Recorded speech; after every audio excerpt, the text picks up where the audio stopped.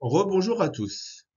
Nous voilà dans le module 2 de l'optique géométrique et physique, ainsi que celui de l'ETSO. Dans ce deuxième module, nous allons voir comment déterminer la position et la taille d'une image à partir de celle de l'objet. Mais que savons-nous déjà? Nous savons que l'objet émet de la lumière, donc un rayon incident. Ce rayon incident est dévié par le système déviateur. Pour le moment, nous avons vu le dioptre plan, mais ça peut être tout simplement une lentille, un miroir, etc. Et donc un deuxième rayon est créé. Ce rayon, on l'appellera le rayon émergent. Mais ces deux rayons, on peut les appeler autrement. Le rayon incident s'appellera le rayon objet, puisqu'il est émis par l'objet, et le rayon émergent sera appelé rayon image, parce qu'il sort naturellement du système déviateur. Il y a donc une relation entre l'objet et l'image grâce à la troisième loi de Snell-Descartes. Prenons un objet A appartenant au milieu 1 d'indice N1. A émet un rayon incident ici représenté en rouge, et ce rayon incident arrive sur le dioptre au point d'incidence I. Grâce à la méthode que nous avons vue dans le module 1 et grâce à la loi de Snell-Descartes, nous pouvons ainsi donc calculer l'angle d'émergence I2 et donc ainsi tracer le rayon émergent. Faisons de même avec plusieurs rayons incidents. Ici, j'en ai représenté 4, qui sont tous déviés par le dioptre, et donc naturellement, nous avons forcément 4 rayons émergents. Puisque tous les rayons incidents passent par A, forcément, les rayons émergents passeront tous par un même point qu'on appellera A', qui sera donc l'image de A. Si je me place avant le dioptre, tous les rayons incidents passeront par A. Si je me place après le dioptre, tous les rayons émergents passeront par A'. Je peux donc le symboliser par une chaîne des images. A, objet, qui à travers le dioptre donne A', l'image. Cela veut donc dire aussi que tous les rayons objets, ici les rayons incidents, passeront tous par A, et que tous les rayons émergents, ici image, passeront tous par A'. Prenons le premier rayon que nous avons vu sur la diapositive précédente. Le rayon incident provenant d'un point A, arrivant sur le dioptre au point d'incidence I, ressortira par l'angle d'émergence I2. Prenons un deuxième rayon, qui lui arrive au point S.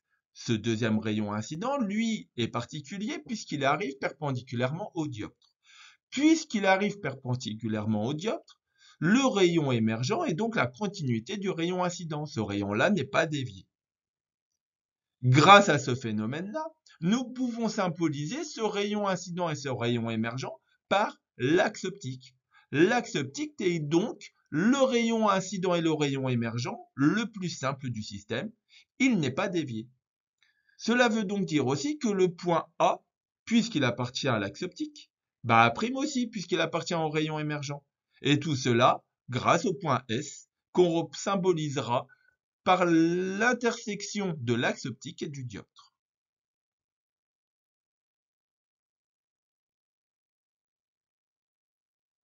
Donc le calcul d'un seul rayon suffit amplement pour déterminer la position de A', puisque le rayon incident est le croisement entre l'axe optique et le point A', et l'intersection entre l'axe optique et le rayon émergent, qui arrive tout simplement sous l'angle I2.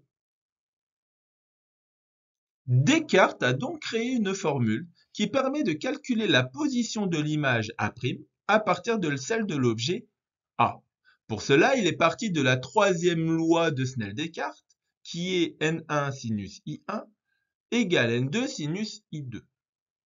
Cette relation de Descartes est donc 0 égale N2 divisé par SA' moins N1 sur SA. SA, avec la barre au-dessus, s'appelle la mesure algébrique de SA. Elle a comme valeur la distance entre S et A. Mais attention à la mesure algébrique. Il faudra savoir si la mesure est négative ou positive. Pour cela, nous prenons comme référence le sens de la lumière. La lumière ira toujours sur tous nos schémas de gauche à droite. Donc, si en partant de S, je vais vers la droite, la distance est positive. Si elle va vers la gauche, elle est négative. Sur ce schéma, la mesure algébrique de SA est donc négative. De même pour SA'. La mesure algébrique de SA' est moins la distance entre S et A'. Dans la formule, nous voyons qu'il y a un zéro, puisque nous avons affaire à un dioptre plan. Tout ce qui est plan en optique est de puissance nulle, égale à zéro. Et tout ce qui est image va avec l'image et l'objet avec l'objet. Donc, l'indice objet ira toujours avec la distance SA par rapport à l'objet. Et l'indice image, ici N2, ira toujours avec la distance SA' par rapport à celle de l'image. La relation de Descartes, 0 égale N2 sur SA' moins N1 sur SA, nous permet donc de déterminer la position de l'image A' à partir de celle de l'objet A. Maintenant, voyons un autre système déviateur, la lame à face parallèle. La lame à face parallèle est composée de deux dioptres plans qui sont distants l'un de l'autre. On l'utilise dans les systèmes optiques pour plusieurs raisons. D'abord, pour un système de protection contre l'humidité, les chocs, pour visualiser une image comme un réticule, un micromètre qui nous permet de visualiser les images intermédiaires et de les mesurer. L'intérêt d'utiliser une lame à face parallèle est qu'elle ne modifie pas la taille de l'image perçue. En effet, puisque la lame à face parallèle est composée de deux dioptres plans, naturellement, la taille de A'B' est égale à la taille de AB. En utilisant des dioptres plans, les puissances de chaque dioptre sont nulles, donc la taille de l'image perçue n'est pas modifiée. Son seul défaut est de modifier la position. Là, nous voyons bien que AB n'est pas confondu avec A'B'. Donc, grâce à la relation de Descartes que nous avons vue tout à l'heure, nous pouvons en déduire une formule pour anticiper la position de l'image. Donc, la distance entre A et A' est égale à l'épaisseur de la lame à face parallèle moins l'épaisseur de la lame à face parallèle divisé par son indice. AA' est égal à E moins E sur N. Nous avons vu dans le premier module que le dioptre est une surface limitant deux milieux d'indices différents. Nous avons vu jusqu'à maintenant le dioptre plan avec une surface plane. Maintenant, voyons le dioptre sphérique. Pour le dioptre sphérique, le principe reste exactement le même que pour le dioptre plan. Comme nous avons vu précédemment, lorsque nous prenons un rayon incident, ici en rouge, arrivant sur le dioptre au point d'incidence I, en zoomant très fort sur le point I, le dioptre sphérique deviendra forcément un dioptre plan. La seule chose, c'est que le dioptre plan sera un petit peu incliné. À partir de là, il faut qu'on construise la normale. La normale est la perpendiculaire au dioptre au point d'incidence. Naturellement, puisque le dioptre plan est incliné, naturellement, la normale passera par le point C. À cela, il faut ajouter un paramètre, le rayon de courbure, qui est la distance entre le point S et C. S étant le sommet du dioptre et C le centre du dioptre. À partir de là, nous pouvons utiliser la troisième loi de Snell-Descartes, qui est N1 sinus I1 égale N2 sinus I2. Reprenons un peu la marche paraxiale. La marche paraxiale est l'autre nom des approximations de Gauss. Tout ressemble à une droite. Vous venons de voir précédemment que puisque nous zoomons très fort sur le point I, le dioptre sphérique devient un dioptre plan. Donc, pour simplifier les tracés, autant utiliser la totalité de la marche paraxiale. Donc, le dioptre sphérique devient un plan. Par contre, naturellement, il reste toujours un dioptre sphérique. Donc, on a toujours le sommet, le centre, un rayon incident arrivant au point d'incidence I, et en plus la normale qui donc est la droite entre le point d'incidence et le centre C. À partir de là, nous pouvons utiliser la formule de Snell-Descartes. Pour construire le rayon émergent, la méthodologie est exactement la même que pour celle du dioptre plan, celle que nous avons vue dans le module 1. Donc là, j'ai représenté en marche paraxiale le dioptre sphérique avec son point S, le sommet, et le point C, le centre. Pour rappeler que c'est un dioptre sphérique, nous avons rajouté des petits crochets en haut et en bas du dioptre plan, juste pour rappeler la courbure. J'ai représenté le rayon incident arrivant sur le point d'incidence I. À partir de là, nous devons construire les deux droites d'indice. La droite KN à une distance K 5 cm fois N1. Ensuite, la droite d'indice KN2, pareil, 5 cm fois l'indice N2. À partir de là, nous construisons la normale, comme vu dans la diapositive précédente, et la droite IC. Ensuite, nous devons construire le petit point A, qui est donc le croisement entre le rayon incident et la droite du même indice, puisque le rayon incident est dans le milieu 1 d'indice N1. Il croisera la droite KN1 pour son petit point A. À partir de là, nous devons faire la parallèle à la normale, passant par le petit point A, pour avoir le point B. Le point B étant sur la droite KN2. Puisque petit b appartient à la droite KN2, il appartient donc au milieu 2N2, il appartient donc au rayon émergent. On peut donc construire le rayon émergent qui est la demi-droite, donc partons de I, allant vers B. Parlons maintenant d'une caractéristique très importante en optique, la dioptrie. La dioptrie est l'unité de puissance de tous les systèmes optiques que vous pouvez vendre en magasin, parce qu'elle vient tout simplement de la puissance d'un dioptre. Tous les systèmes optiques que vous venez à vendre en magasin est formé à la base d'un dioptre sphérique. On la note généralement D pour dioptrie ou P pour puissance d'un système optique plus complexe. Son symbole est petit delta en grec.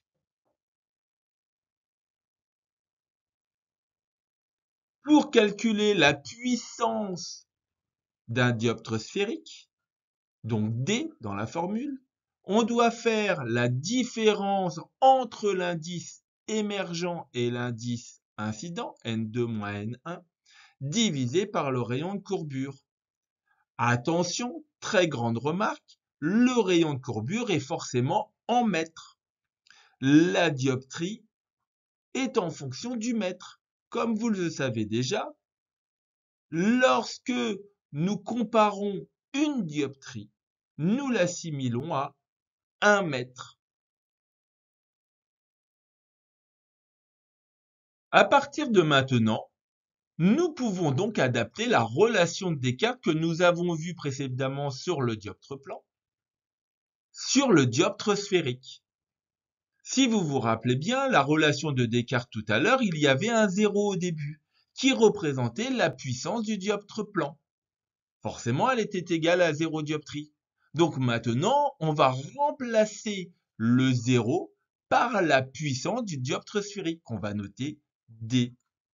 À partir de là, j'ai représenté le dioptre sphérique, le point A, qui appartient au rayon incident, le point A' qui appartient au rayon émergent, et comme on avait vu tout à l'heure, A et A' appartiennent à l'axe optique qui passe par S.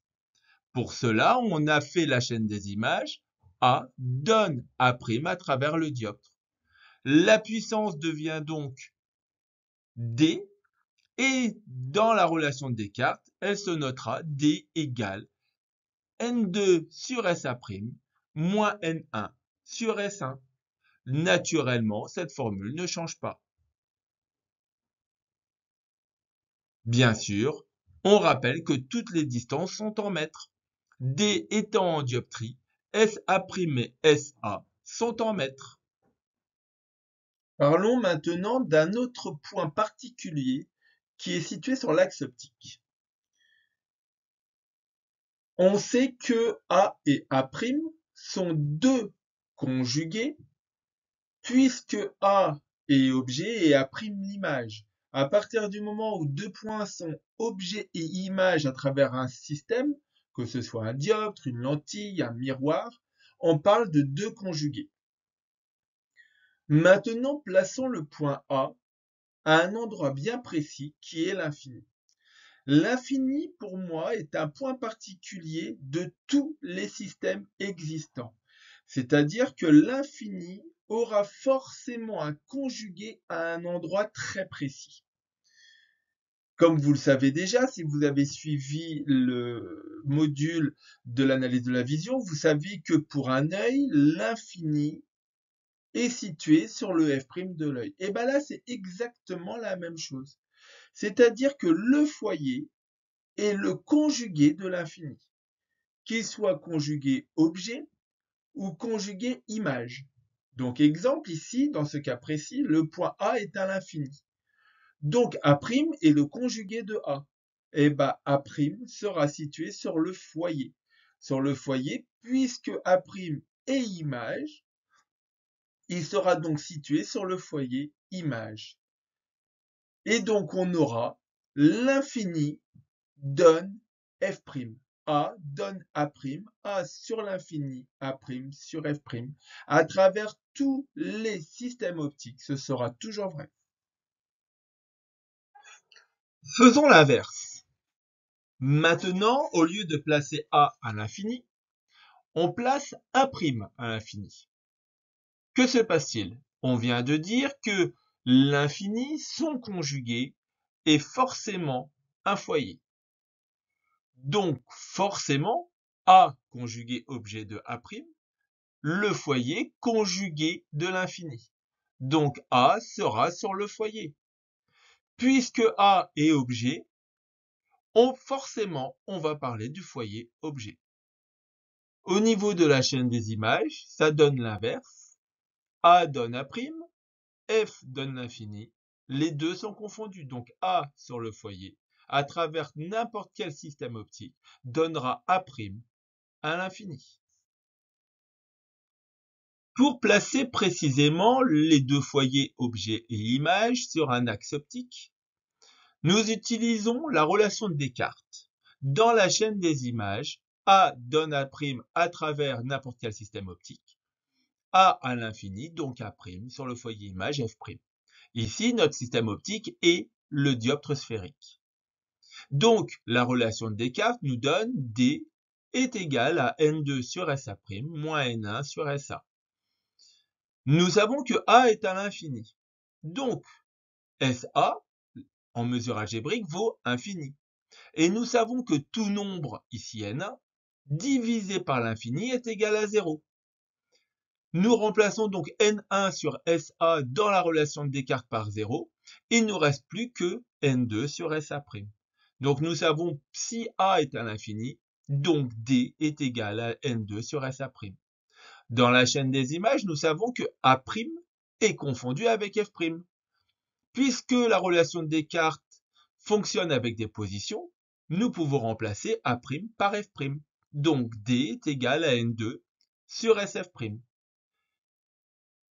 En intervertissant SF' et D, la formule pour déterminer la position précise du foyer image par rapport au dioptre sur l'axe optique est donc SF' est égal à l'indice image, N2, divisé par la puissance. Faisons l'inverse pour le foyer objet. Prenons la chaîne des images, A donne A', A confondu avec le foyer objet, A' avec l'infini. Grâce à la relation de Descartes dans un dioptre sphérique, cela nous donne D est égal à N2 sur SA' moins N1 sur SA. Vu précédemment, ici A' est à l'infini. Donc SA' vaut infini. N'importe quel nombre divisé par l'infini, ici N2, vaut donc 0. À partir de ce moment-là, on remplace N2 sur SA' par 0, il nous reste quoi? Moins N1 sur SA. Donc, la relation de Descartes devient D est égal à moins N1 sur SA. Dans la chaîne des images, A est confondu avec F, donc on peut remplacer A par F, ce qui nous donne D est égal à moins N1 sur SF. On isole SF, ce qui nous donne SF est égal à moins N1 sur D. La distance entre le foyer objet et le dioptre vaut moins l'indice d'entrée sur la puissance du dioptre. Donc, à la fin de ce module 2, on va refaire un petit récapitulatif de toutes les formules que nous avons vues dans le module 1 et le module 2, qui sont, donc en optique géométrique, le calcul de l'indice tout d'abord, qu'on note n, et donc est égal à c sur v. Deuxième formule à retenir est la troisième loi de Snell-Descartes, qui dit n1 sinus I1 égale n2 sinus I2. Grâce à ces deux formules-là, nous avons pu calculer la position des objets des images à travers n'importe quel système. Nous avons vu jusqu'à maintenant 3 systèmes qui sont le dioptre plan, la lame à face parallèle et le dioptre sphérique. Dans le dioptre sphérique, la relation de Descartes vaut D est égal N2 sur SA' moins N1 sur SA. Dans le dioptre plan, il suffit juste de remplacer D par 0, puisque le dioptre plan n'a pas de rayon de courbure. La position du foyer image, la formule qui nous le place est SF' est égal à N2 sur D. Le foyer objet, l'inverse, c'est SF est égal à moins N1 sur D. En ETSO, on vous placera tout le temps les foyers, que ce soit le foyer objet ou le foyer image. Nous savons forcément que le foyer objet donnera toujours l'infini. Donc, si je place A sur le foyer objet, A' est donc à l'infini. Tout rayon incident passant par le foyer objet ressortira en allant à l'infini, en croisant l'axe à l'infini, en étant donc parallèle à l'axe optique. Identiquement, on a l'inverse avec le foyer image. A à l'infini donnera A' sur le foyer image. Si le rayon incident provient de A situé à l'infini, le rayon émergent passera forcément par A' sur le foyer image. Puisque le rayon incident provient d'un objet A à l'infini, le rayon incident est donc parallèle à l'axe. Tout rayon parallèle à l'axe croisera l'axe optique à l'infini. Donc pour A', le rayon émergent est parallèle à l'axe. Pour A à l'infini, le rayon incident est parallèle à l'axe. Sur votre fichier PDF, à la fin du module 2, je vous ai placé un petit QCM de quelques questions. Préparez-le tranquillement en préparation de notre visio et quand on s'en verra à travers notre ordinateur, je pourrai répondre à toutes vos questions. Ce QCM reprend toutes les formules que nous avons vues dans le module 1 et dans le module 2, principalement avec des valeurs précises et non pas des formules générales. Je vous remercie beaucoup et je vous retrouve dans le module 3. Au revoir.